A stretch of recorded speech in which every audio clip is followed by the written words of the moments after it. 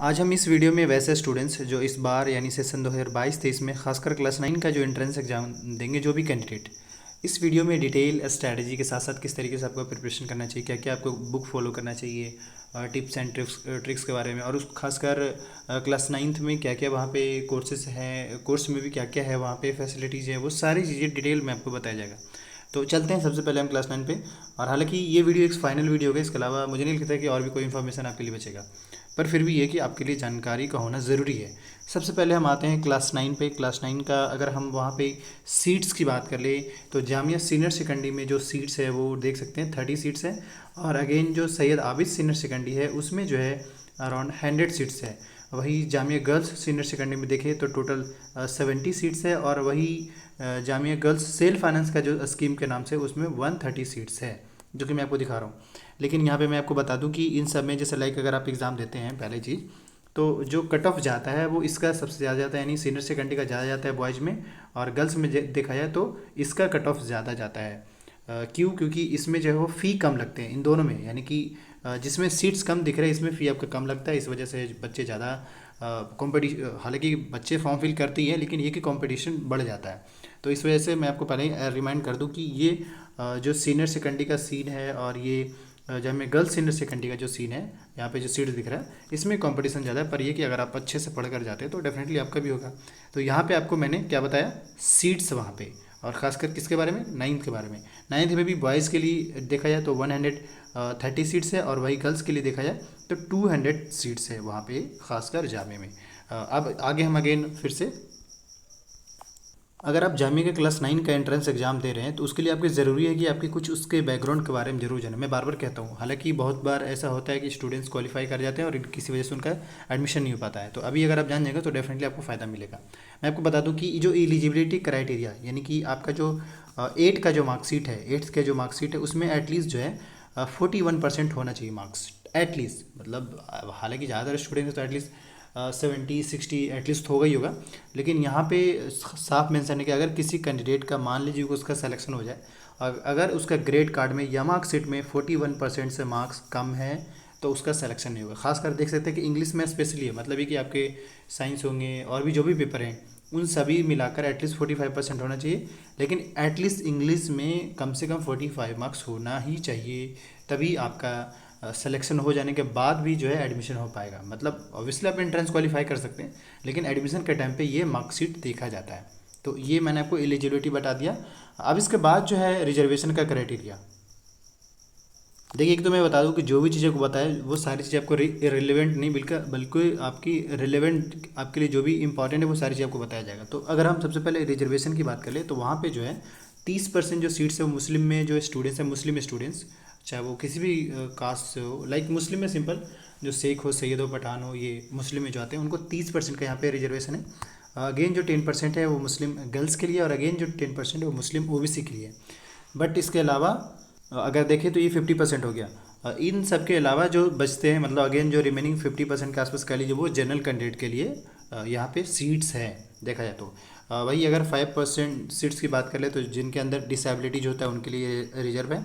और जो कश्मीरी माइग्रेंट है पहला, दूसरा जम्मू कश्मीर के स्टूडेंट्स से, उन सभी के लिए यहाँ पे रिजर्वेशन है, खासकर जामिया मिल्लिया इस्लामिया में और क्लास 9 में ही। जब आप फॉर्म फिल कर रहे होते हैं तो ये आपके वहाँ पे कैटेगरी शो कर रहा होता है, तो जो आपका कैटेगरी वही आपके चूज़ करेंगे। अगर आप मुस्लिम वुमेन तो मुस्लिम वुमेन चूज़ करिए, अगर मुस्लिम है तो मुस्लिम चूज़ करिए, मुस्लिम में शेख, सैयद, पठान वगैरह तो वो मुस्लिम चूज़ कर लेंगे। जो जनरल है वो तो सिंपल जनरल ही चूज़ करेंगे, बट जो मुस्लिम कैंडिडेट है वो मुस्लिम चूज़ करेंगे, तभी उनको फ़ायदा मिल पाएगा। अब इसके बाद जो है ये आपको मैंने बता दिया क्या रिजर्वेशन का क्राइटेरिया। इसके बाद आगे हम यहाँ पे थोड़ा फिर से ऐड कर दें कि अगर आपके पास स्पोर्ट्स का है, यानी कहीं आप किसी भी स्पोर्ट्स फैकल्टीज़ में अगर आपने अच्छा करा है, लाइक क्रिकेट हो, बैडमिंटन हो, तो उसमें भी आपको यहाँ पे मिलता है। जैसे यहाँ पे देख सकते हैं, मतलब रिजर्वेशन मिलता है आपको अगर आप फॉर्म फिल करेंगे तो स्पेशली इसके लिए फॉर्म फिल कराया जाता है। देख सकते हैं फुटबॉल, हॉकी, बास्केटबॉल, क्रिकेट में अगर आपने अच्छा किया होगा देश के लिए या किसी स्टेट लेवल पे या किसी डिस्ट्रिक्ट लेवल पे, तो उस सर्टिफिकेट के बिहाफ में भी आपको सिलेक्शन मिल सकता है जामे में।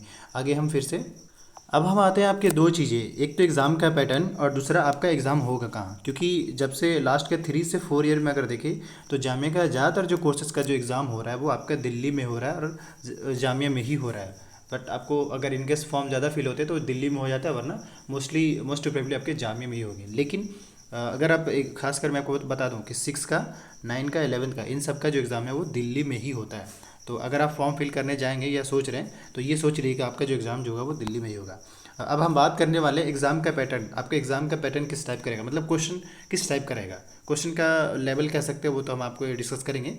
पर उससे पहले आपको बता दें कि ये यानी खासकर 25 मार्क्स के इंग्लिश पूछे जाएंगे आपका जो क्वेश्चन पेपर मिलेगा उसमें, और 30 मार्क्स का मैथ रहेगा, और 25 मार्क्स का साइंस, और अगेन 20 मार्क्स का सोशल साइंस रहेगा। मतलब टोटल 100 मार्क्स में आपका ये इस टाइप का सीन रहेगा जो आपको बताया जा रहा है। मतलब इंग्लिश का 25, ये आपके क्वेश्चन पेपर का पैटर्न रहेगा। अब इसके बाद अगर हम बात कर ले, अब सवाल पहला ये होगा सर हम इस इंग्लिश को कहाँ पढ़े, मैथ्स को कहाँ पढ़े, साइंस को कहाँ से पढ़ें, सोशल साइंस को कहाँ से पढ़ें। तो इसके लिए भी यहाँ पे इन्होंने मेंशन कर रखा है, हम इसको स्क्रॉल करते हुए भी दिखाते हैं आपको। ये रहा आपका, देख सकते हैं यहाँ पे जो आपके क्लास 9 का जो है ये इंग्लिश का सिलेबस हो गया। इसके बाद अगर हम बात करें तो साइंस का सिलेबस इंग्लिश में देख सकते हैं टॉपिक वाइज मेंशन है, तो इस टॉपिक वाइज एटलीस्ट आपको ढंग से मेरा जो सजेशन होगा, हालांकि पिछले 2-3 सालों से काफ़ी सारे स्टूडेंट का सिलेक्शन हुआ है, तो ओवरऑल मुझे यही समझ आया कि ये कि एक तो सबसे पहला कि क्वेश्चन पेपर को उठा लीजिए सबसे पहले, और दूसरा सिलेबस को उठा लीजिए। और अब करना क्या होगा, एक तो सबसे पहले ही सिलेबस होगा, बाद में क्वेश्चन पेपर आएगा। सिलेबस को जाइए, सिलेबस में हर टॉपिक को डिटेल से ढंग से पढ़िए, अच्छे से नोट्स बनाने की कोशिश करिए, नोट्स बनता है तो नोट्स बनाइए। बट आपको सबसे ज़्यादा रिवीजन करना है, रिवीजन जितना ज़्यादा करेंगे वही आपको वहाँ हेल्प मिलेगा। दूसरा, अगर आपको आइडिया लगाना है कि हाँ भाई क्वेश्चन किस टाइप का पूछ रहा है, तो उसके लिए आप सिंपल लास्ट ईयर का जो पेपर है वो उसको फॉलो करें। हम बहुत जल्द जो है इस यूट्यूब चैनल पे जो लास्ट का 2 से 3 ईयर का एटलीस्ट जो क्वेश्चन पेपर का जो वीडियोज़ है वो अपलोड कर दी जाएगी, ताकि आपको कंप्लीट आइडिया लग सके कि हाँ भाई एक्चुअल में जामिया जो क्लास 9 का किस टाइप का पूछ रहा है।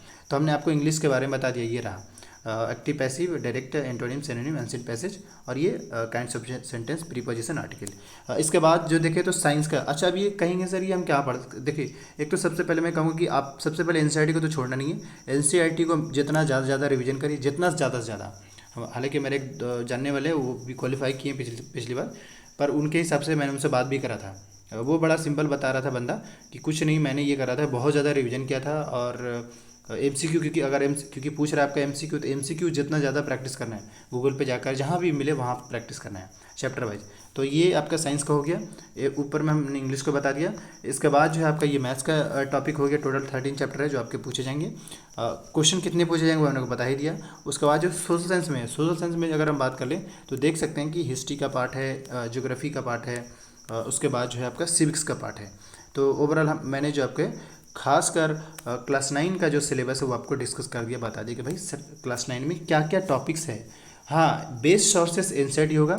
इसके अलावा कोई भी अगर स्टेट बोर्ड या आपके प्राइवेट स्कूल्स अगर पढ़ रहे हैं वो भी अगर चला रहे हैं तो उसको आप फॉलो कर सकते हैं। एक्चुअल में होगा ये कि होता ही है ना कि एनसीईआरटी को एलेबरेट करके यानी एक्सप्लेन करके, थोड़ा सा अदर कोई बुक होता है वो एक्सप्लेन कर देता है। तो मैं कहूँ कि एनसीईआरटी तो आपको ढंग से पढ़ना ही, बहुत अच्छे से पढ़ना ही है, लेकिन साथ में कोई और अगर बुक मिल जाए तो उसको भी छोड़िए मत, उसको भी पढ़ लीजिए, ताकि एक चैप्टर का कंप्लीट आइडिया लग जाए कि हाँ भाई आपका रिसोर्सेस में क्या है, land, soil, water and natural vegetation and wild life में क्या है ये।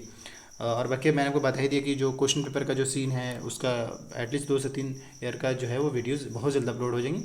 और ख़ासकर मैं आपको बता दूँ यहाँ पे एक चीज़, एप्लीकेशन फॉर्म को लेकर आप ये मान के चले कि आपका जो एप्लीकेशन फॉर्म है वो मिड फरवरी या मार्च के आसपास में आ जाएंगे। जैसे ही आते हैं इस यूट्यूब चैनल जरूर अपडेट कर दी जाएगी। तो उसके लिए मैं फिर से कहूँगा कि आप इस यूट्यूब चैनल को जरूर सब्सक्राइब कर लिए।